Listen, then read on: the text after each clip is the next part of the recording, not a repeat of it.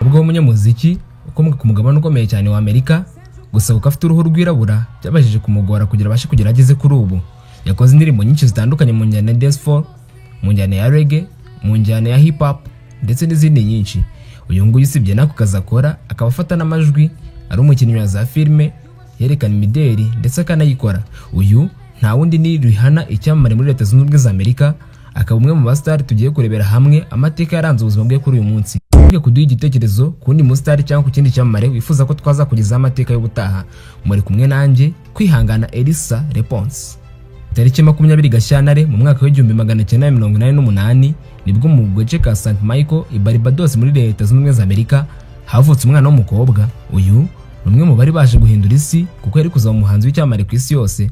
Uyu nta wundi ni Rihanna, aho amazina yasabwe icyo gihe ari Rihanna Robin Fenty, akaba mwene Monica Braithwaite bivuze ko ari we nyina, ndetse na Ronald Fenty. Rihanna akaba avukana n'abasore babiri ari bo Rory ndetse na Rajat Fenty.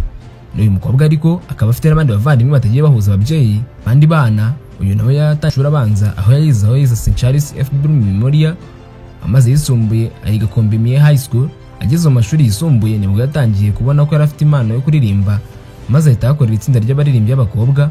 Icyo gihe ariko ntibyamuhiriye cyane kubera ko atigeze babikomeza. Batangira abakobwa batatu. Akaba yarafashaga nyina gucuruza imyenda, ari nako se anywa cyane ibiyobyabwenge, ibintu byatumye Rihanna nawe atangira kubikoresha cyane kiri umwana. Rihanna kiri umwana yari yarakoranye inzozi zo kuzaba umusirikare, ndetse akaba umusirikare umwe mu bakomeye cyane mu bagore muri Leta Zunze Ubumwe za Amerika. Akaba yakwamara ku isi yose kubera ibikorwa by'ubutwari.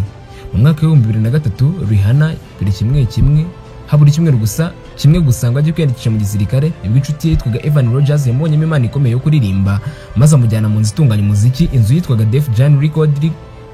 Rihanna yatangiye kuririmba n'ubundi nk'ibintu yakundaga cyane. Mu mwaka wa 2005 nyuma gusa y'imyaka ageze muri iyi nzu, yasohora album ye ya mbere yise Music of the Sound. Ya album ye ya mbere ikaba yarigizwe n'indirimbo zirimo iyitwa Here You Go Again, The Last Time, Pon the Play, yakunzwe cyane ndetse n'izindi zitandukanye.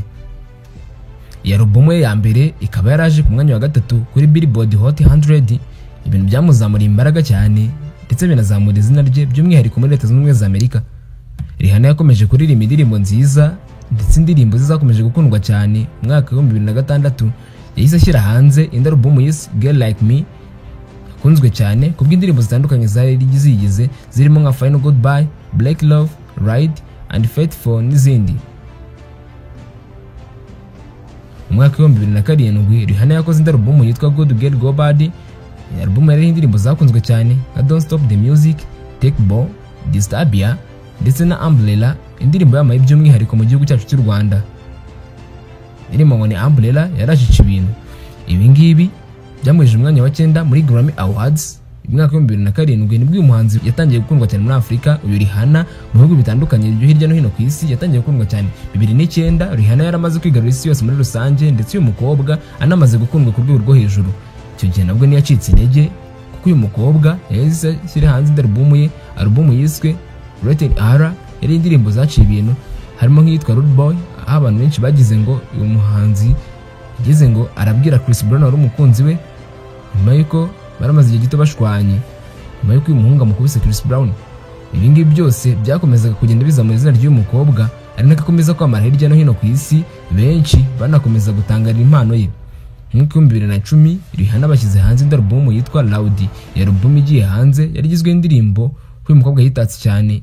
Ya album ikaba yarigizwe n'indirimbo zitandukanye ziriho nk'iyitwa Only Girl and the World, What is My Name ndetse n'izindi nyinshi zakunzwe. 2011 benshi batunguwe nuko Rihanna yari gukora mu buryo butangaje, aho benshi banibazaga yuko hari undi muntu runaka wabahanganye. Iki gihe nibwo yashyize hanze album yiswe Talk the Talk. Album yari irimo indirimbo zamaye ku isi nka You Found the Love. Mu mwaka wa 2012 nabwo yasohoye indi album yise An Project, bituma bahiga bose maze abo mbere kuri Billboard 200.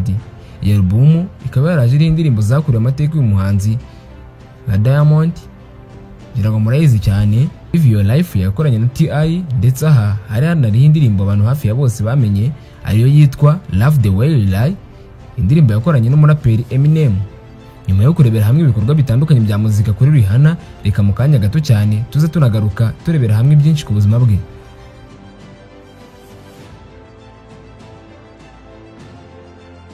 byerekeye n'ubuzima bwa Rihanna yahuye na Chris Brown afite imyaka 17 naho Chris Brown we yari afite imyaka 16 y'amavuko. Aba bombi bakaba barahuye muri Vibe Awards mu mwaka wa 2005. Kuva icyo gihe hatangiye kugaragara amafoto y'aba bombi ndetse bitangira guhihuswa yuko baba bakundana. Guhera mu mwaka wa 2006 baje gutangaza ko bakundana, aho baje kugirana ibihe byiza cyane ndetse bari mu rukundo bigaragarira buri muntu wese. Urukundo rwabo rwakomeje kwamamara ndetse bakundana imyaka myinshi ihagije. Amafoto yabo aramamara ndetse avugwa cyane ku mbuga nkoranyambaga. Rihanna na Chris Brown aho umwe yabaga ari n'undi yabaga hari, muri make bari aba best friend ariko bakundana. Byaje kurangira mu mwaka wa 2009 ubwo Chris Brown yakubitaga urushyi Rihanna, ibintu byabaje isi yose muri rusange ndetse bituma aba bombi batandukana. Nyuma yo gutandukana kwabo, aba bombi bashatse gusubirana, ariko kuko Rihanna ari umukobwa uzwi ku rwego rw'isi, ibigo bitandukanye yakoranaga nabyo byaramubujije, maze bimubwira ko gusubirana na Chris Brown yaba ari nko kwemeza cyangwa se gutangariza isi yose ko umukobwa wese ukundana n'umuhungu agomba kumukubita, maze nyuma bakabasha kwiyunga. Ibi ngibi rero bikaba byaratumye Chris Brown na Rihanna bahita batandukana burundu, nubwo hagati yabo byagaragaraga isi muri rusange yuko bashoboraga kwiyunga. Hashize imyaka 4 batavugana neza, bongeye guhura ubwo Rihanna yizihizaga imyaka 25 y'amavuko, maze afata icyemezo cyo kwizihizanya umunsi mukuru na Chris Brown. Icyo gihe bakaba barashyize hanze ifoto yabo, maze sirasakuza bifuza ko bombi bashaka gusubirana. Ibi ngibi ariko ntibyari gukunda, kuko nyuma gato Chris Brown yahise atangaza ko ari mu rukundo n'umukobwa. Uyu nguyu akaba ari Carlette Tran, umukobwa w'umunyamideli ukomeye cyane muri Leta Zunze Ubumwe za Amerika. Icyo gihe ariko nabyo bikaba bitaraje kumara kabiri, kuko yaje gutandukana n'uyu muhungu. Nyuma y'ibi byose ndetse no gutandukana kwa Rihanna na Chris Brown, uyu mukobwa yongeye kuvugwa mu rukundo n'umuhanzi Drake. Kuva mu mwaka wa 2010 yakoranye na Drake bakorana indirimbo. Drake w'umunyakanada biza kuvugwa kombi baba bari mu rukundo rw'ibanga. Abareke ibi icyo gihe ntibigeze banemerana gatoya kuba bari mu rukundo. Nyuma yo gutandukana gato byemewe na Chris Brown, Drake yabaga hafi ya Rihanna haba mu bihe by'agahinda ndetse n'iby'umubabaro. Byose Drake yabaga ari hafi y'umukobwa yitaga inshuti ye magara. Mu mwaka wa 2017 mu mpera zawo, Drake na Rihanna batangaje byeruye ko bari mu rukundo, barakundana rwose, ibintu bigenda neza. Gusa ibi ngibi nabyo ntibyaje kumara kabiri. Nyuma yo gutandukana na Drake, Rihanna yaje kugenda avugaho no kugenda akundana abahungu batandukanye, harimo yitwa Karim Benzema ukina Real Madrid, gusa ariko nawe akomeza kugenda bihakana. Mu 2017 hasakaye amafoto y'umukobwa ari kumwe n'umwarabu Hassan Jamel, umwe mu baherwe banafite imigabane mu ruganda rwa Toyota rukorera muri Arabia Saudite. Rihanna yanze kugira byinshi agiraho ku mubano wabo, gusa benshi mu nshuti za Rihanna za hafi bakaba bemeza ko bombi bakundana ndetse mu rukundo rwabo rukaba rumeze neza cyane. Tugarutse ku byerekeranye na Rihanna ku buzima bwe bwite, uyu mukobwa afite ibishushanyo birenga 20 biri ku mubiri we, ibi ngibi bizwi nka tatuwaje. Uyu mukobwa kandi akaba yaravuze ko tatuwaje akunda cyane ku mubiri we ari umusaraba uri ku kuboko kw'iburyo, ndetse izindi tatuwaje zitandukanye nk'iz'amasengesho ndetse n'amagambo y'urukundo nazo akaba zikunda cyane. Ku byerekeranye n'imyambarire, uyu ni umunyamideli ukomeye cyane ku isi, yambara neza cyane ndetse nayo hawe igihembo cy'amare cyambaye neza cyane kurusha abandi mu mwaka wa 2013. Ibyo uyu mukobwa yakoze ku isi hirya no hino ndetse n'abamenye bose byatumye yamamara, maze agera abafana batagira ingano, babandi bamubona bagatangira kurira nta n'uruhare ruto bigizemo, ahubwo ari urukundo rutumye barira. Uyu mukobwa afite ibihembo bitandukanye kandi bikomeye birimo nka Grammy Awards zigera kuri 6, American Music Awards zigera kuri 7, Billboard Music Awards zigera kuri 24, Brit Awards ndetse n'ibindi. Uyu mukobwa kandi yanagurishije amakopi y'umuziki kugeza ubu ngo barenga miliyoni 5. Kugeza uyu munsi Rihanna niwe muhanzi wa 7 muri Leta Zunze Ubumwe za Amerika wagurishije cyane kurusha abandi bose. Ngiyo incamake y'amateka y'ubuzima bw'umuhanzi kazi Rihanna, icyamamare muri Leta Zunze Ubumwe za Amerika, wamamaye kubw'indirimbo nyinshi cyane ndetse na filime zigiye zitandukanye yagiye akina.